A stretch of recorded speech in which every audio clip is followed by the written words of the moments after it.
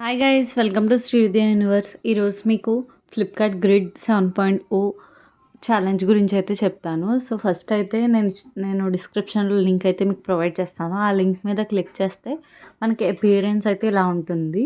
So first sign up అవ్వాలి, తర్వాత register అవ్వాలన్నమాట. అసలు ఈ ఫ్లిప్కార్ట్ గ్రిడ్ 7.0 ఎందుకంటే ఇది ఇంజనీరింగ్ క్యాంపస్ ఛాలెంజ్. సో ఈ ఛాలెంజ్ వల్ల మనకి ఇంటర్న్షిప్ ఆపర్చునిటీస్ వస్తాయి. సో సమ్మర్ ఇంటర్న్షిప్ వచ్చేసరికి థర్డ్ ఇయర్ స్టూడెంట్స్కి, వింటర్ ఇంటర్న్షిప్ వచ్చేసరికి ఫోర్త్ ఇయర్ స్టూడెంట్స్కి, లేదా ఫుల్ టైమ్ ఇంటర్వ్యూ వచ్చే ఛాన్సెస్ కూడా ఉన్నాయన్నమాట. అండ్ సర్టిఫికేట్స్ కూడా ప్రొవైడ్ చేస్తారు. రివార్డ్స్ అండ్ ప్రైజెస్ కూడా ఉన్నాయి. మనకి 1,50,000 నుంచి స్టార్ట్ అనమాట. ఫస్ట్ ప్రైజ్కి, second prize 1,00,000, third prize 50,000.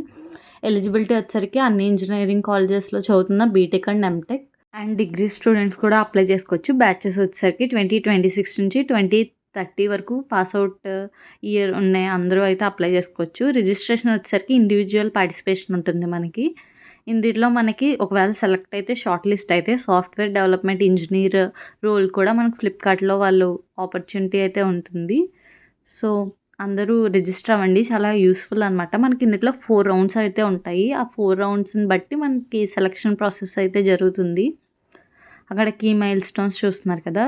First round 1 వచ్చేసరికి స్క్రీనింగ్. మనం ఇప్పుడు ఏదైతే అప్లికేషన్ ఫిల్ చేస్తామో అప్లికేషన్లో వాళ్ళు మనల్ని అడుగుతారు అకాడమిక్ అచీవ్మెంట్స్ ఏంటి, నాన్ అకాడమిక్ అచీవ్మెంట్స్ ఏంటి అని మన రెజ్యూమ్ కూడా చూసి నెక్స్ట్ స్టేజ్కి అయితే షార్ట్ లిస్ట్ చేస్తారు. మనకి ఈమెయిల్ వస్తుంది. అండ్ రౌండ్ 2 వచ్చేసరికి కోడింగ్ అసెస్మెంట్. ఎవరైతే షార్ట్ లిస్ట్ అయ్యారో వాళ్ళకి ఈ అసెస్మెంట్. ఈ అసెస్మెంట్లో 3 క్వశ్చన్స్ ఉంటాయి, కోడింగ్ క్వశ్చన్స్, 90 మినిట్స్. మనకి లాంగ్వేజెస్ వచ్చేసరికి పైథాన్, జావా, సి++ అయితే మనం అటెంప్ట్ చేయొచ్చు. ఈ రౌండ్లో ఎవరు క్వాలిఫై అవుతారో వాళ్ళు కట్ ఆఫ్ స్కోర్ అనేది మెన్షన్ చేస్తారు. ఆ స్కోర్ కంటే ఈక్వల్గానే అబవ్ వచ్చిన వాళ్ళు కానీ రౌండ్ 3కి అయితే క్వాలిఫై అవుతారు. రౌండ్ 3 వచ్చేసరికి case study based code. So ఇందులో మనకి బిజినెస్ ప్రాబ్లమ్ స్టేట్మెంట్ అనేది ఫ్లిప్కార్ట్ వాళ్ళు పంపిస్తారు. దాని మీద మనం వర్క్ చేయాలి. ఇన్ కేస్ ఆ రౌండ్లో కూడా సెలెక్ట్ అయితే, షార్ట్ లిస్ట్ అయ్యామని మెయిల్ వస్తే, సో నేషనల్ ఫైనల్స్ రౌండ్ 4 అనమాట. ఈ రౌండ్ 4 అనేది ఫ్లిప్కార్ట్ హెడ్ క్వార్టర్స్ బెంగళూరులో అయితే జరుగుతాయి. ఓన్లీ సెలెక్టెడ్ పీపుల్ అయితే అక్కడికి వెళ్ళి ప్రోటోటైప్ అయితే బిల్డ్ చేయాలి. సో ఈ హైరింగ్ ప్రాసెస్లో ఎవరైతే 4th రౌండ్కి సెలెక్ట్ అవుతారో వాళ్ళకైతే హై ఛాన్సెస్ ఉన్నాయి. సమ్మర్ ఇంటర్న్షిప్ కానీ, వింటర్ ఇంటర్న్షిప్ కానీ, లేదా ఫుల్ టైం ఆపర్చునిటీ కూడా వచ్చే ఛాన్సెస్ ఉన్నాయన్నమాట. సో అసలు మిస్ చేసుకోకండి. మనకి ప్రైజెస్ కూడా ఉన్నాయి, మనీ ప్రైజెస్ ఉన్నాయి, అండ్ సర్టిఫికేట్స్ ఉన్నాయి. సో ఫస్ట్ అయితే మనం సైన్అప్ అయిపోవాలి. సైన్అప్ అయిన తర్వాత మనమైతే రిజిస్టర్ అవ్వాలి. సైన్అప్ క్లిక్ చేస్తే కంటిన్యూ విత్ గూగుల్లో మన ఈమెయిల్ అయితే ఒకటి గూగుల్ అకౌంట్తో మనమైతే సైన్అప్ అవ్వాలి. అయిన తర్వాత మన నెంబర్ అడుగుతుంది. నెంబర్ ఎంటర్ చేశాక ఓటీపీ అయితే వస్తుంది. ఓటీపీ వచ్చాక ఇదే పేజ్లో ఉంటాం, జస్ట్ ఓటీపీ వచ్చిందని చెప్తుంది. అండ్ రిజిస్ట్రేషన్ మీద క్లిక్ చేస్తే మనకైతే ఫామ్ అయితే అపియర్ అవుతుంది అనమాట. సో ఇదే ఫామ్. ఈ ఫామ్ అంతా మనం ఫిల్ చేయాలి. ఫామ్ అయితే చాలా ఎక్కువే ఉన్నాయి, ఎక్కువ ఫీల్డ్సే ఉన్నాయి, అవన్నీ ఫిల్ చేయాలి. ఫస్ట్ అయితే నేమ్, లాస్ట్ నేమ్, మన నేమ్ ఫిల్ చేస్తాం. అండ్ ఈమెయిల్ నెంబర్ ఆల్రెడీ ఇచ్చేస్తాడు మనకి, date of birth. And next మన ఎడ్యుకేషన్ డీటెయిల్స్ వచ్చేసరికి అండర్ గ్రాడ్యుయేట్ బీటెక్ అయితే, పోస్ట్ గ్రాడ్యుయేట్ ఏమో ఎంటెక్.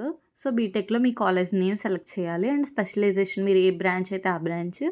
నేను 2027 పాస్అవుట్ అది. అండ్ గిట్హబ్ లింక్ అడుగుతారు, గిట్హబ్ లింక్.